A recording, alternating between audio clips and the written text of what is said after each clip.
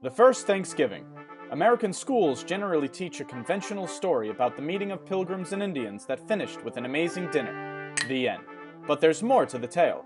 This video will explain the events around the first Thanksgiving and how it's not the image ingrained in tradition. At the start of the 17th century, southern New England was home to a variety of busy communities within several confederations. These were the people of the first light, and they called their home the Dawnland.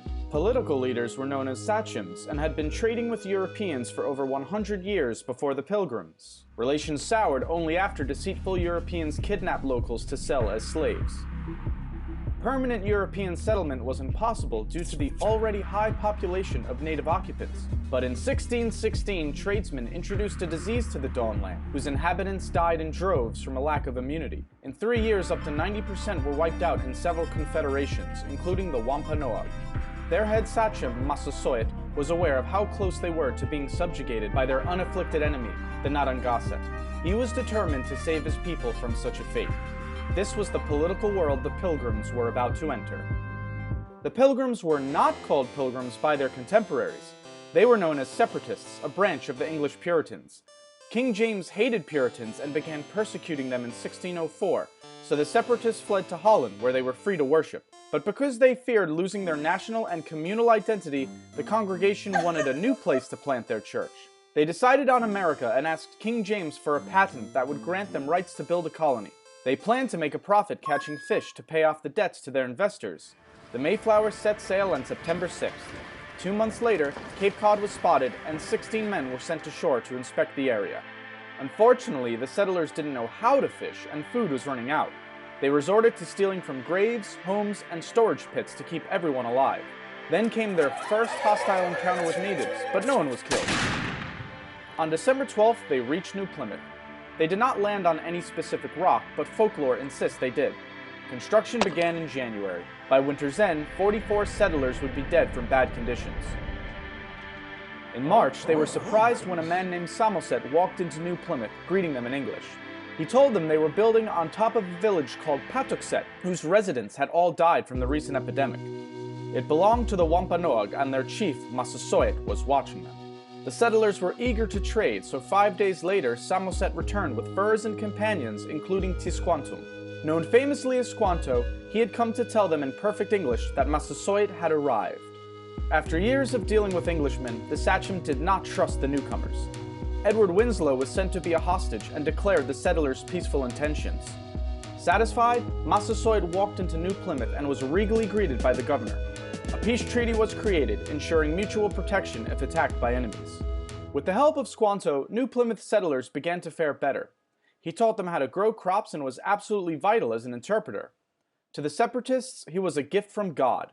But in fact, Squanto had been kidnapped from Patuxet in 1614 and shipped to Spain to be sold into slavery. He ended up in London at the home of a merchant who taught him English and arranged for Squanto's return to the Dawnland in 1619. But Patuxet was now gone, wiped away by the epidemic. Massasoit took him in with suspicion because of his years abroad, but needed a translator to parley with the newcomers. He eventually sent his warrior Hobamok to live among the settlers and keep an eye on Squanto. By fall, the settlers had a bountiful harvest and a feast was held to celebrate. Massasoit showed up with 90 warriors and 5 deer for the meal. For 3 days, the English and Wampanoag ate and entertained one another. This was the famous first Thanksgiving children learn about in school. However, the word Thanksgiving would not have been used by these settlers to denote a harvest feast. For Puritans, a day of Thanksgiving was a day of fasting while giving thanks to God in prayer. But the story of Pilgrims and Indians does not end here. During New Plymouth's first year, Squanto had been up to something. Realizing his substantial power as the only English speaker of his people, he conceived a plan to overthrow Massasoit.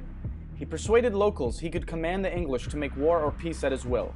Hobamok was suspicious of Squanto and warned Governor Bradford. Soon enough, they discovered Squanto's plot and informed Massasoit, who was furious. He demanded Squanto be handed over for a swift execution. Bradford refused. The interpreter was too valuable to give up. But according to the treaty, Squanto's life belonged in the hands of his sachem. Bradford finally conceded. He was about to hand over Squanto when an unidentified ship appeared. The alarm it caused delayed Bradford and worried Massasoit's envoys. Angered and impatient, they left. The ship carried 60 Englishmen planning to build a colony near Boston. They abused the Massachusetts locals, initiating a conspiracy to kill the colonists. Warned about the plot, New Plymouth's leaders launched a preemptive strike to save their impudent countrymen. It bought peace for a time. In that time, more Puritan settlers arrived, soon outnumbering the natives. And while the Pilgrims' Treaty with Massasoit lasted until the Sachem's death, other Puritans were not concerned with such alliances. Their fanatic religious principles ensured no peace between the two cultures could last. To Puritans, Native Americans were the other, wild, savage, godless. With such an ideology, the outcome was inevitable. If they did not convert to Christianity and surrender their cultural identity, they had to be eliminated. The first Thanksgiving was a brief moment of harmony between two worlds, but sadly it was short-lived. The capitalist opportunities the Dawnland presented, combined with zealous puritanical beliefs, were incentive enough to wipe away the native inhabitants.